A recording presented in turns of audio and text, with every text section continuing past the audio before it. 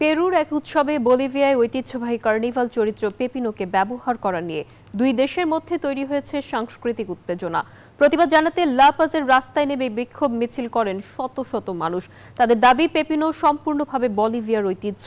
এর ব্যবহারকে তারা দেখছেন স্পষ্ট সাংস্কৃতিক দখলদারি হিসেবে।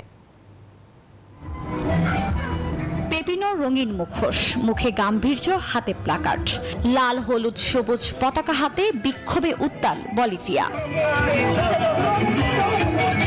পেরুর উৎসবে বলিভিয়ার ঐতিহ্যবাহী কার্নিভালের চরিত্র পেপিনোকে ব্যবহার করা নিয়ে দুই দেশের মধ্যে তৈরি হয়েছে সাংস্কৃতিক উত্তেজনা। পেরুর এক উৎসবের ভিডিও সামাজিক যোগাযোগ মাধ্যমে ছড়িয়ে পড়লে দেখা যায় পেরুর লিমায় ক্যান্ডেলারিয়া উৎসবের শিল্পীরা নেচে উঠছে পেপিনোর পোশাকে। এর পরপরই ওদের স্বপ্ন পূরণে পাশে থাকতে পেরে আমরা গর্বিত। প্রতিবাদ জানাতে লা পাজের রাস্তায় নেমে প্রতিবাদ মিছিল করেন শত শত মানুষ। আমরা বিশ্বের কাছে দাবি জানাচ্ছি, ইউনেস্কো, জাতিসংঘ এবং সমস্ত আন্তর্জাতিক সংস্থার কাছে এই বার্তা পাঠাচ্ছি, কারণ আমরা বলিভিয়ার সংস্কৃতির উপর অপব্যবহার এবং প্রকাশ্য নিন্দা আর মেনে নিতে পারি না। লক্ষ লক্ষ বলিভিয়ান ক্ষুব্ধ।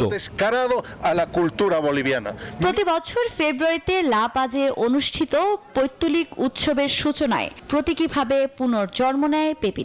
তবে এবারই প্রথম নয়। পেরুর সঙ্গে এর আগেও মোরেনাডা নাচ কিংবা বিশ্ববিখ্যাত ডায়াব্লাডা নৃত্য নিয়ে একই ধরনের সাংস্কৃতিক সংঘাতের অভিজ্ঞতা রয়েছে বলিভিয়ার। আফরিন মৌ, নিউজ 24।